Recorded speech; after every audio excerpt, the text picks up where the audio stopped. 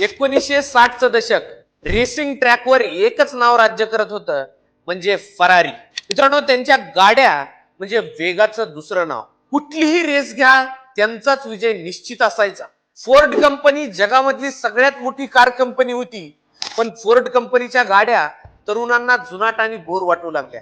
आणि फोर्ड कंपनीनं ठरवलं की आपल्याला फरारी कंपनी विकत घ्यायची.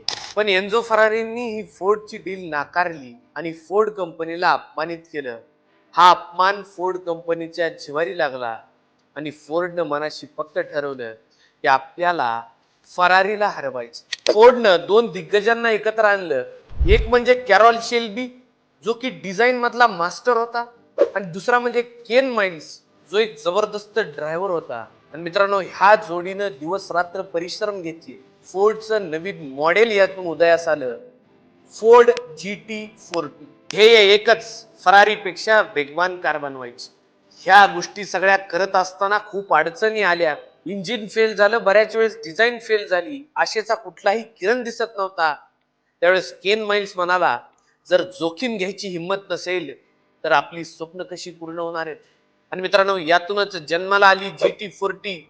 1966 साल, ले मॅन्स, जवळपास 24 तासांचं रणांगण.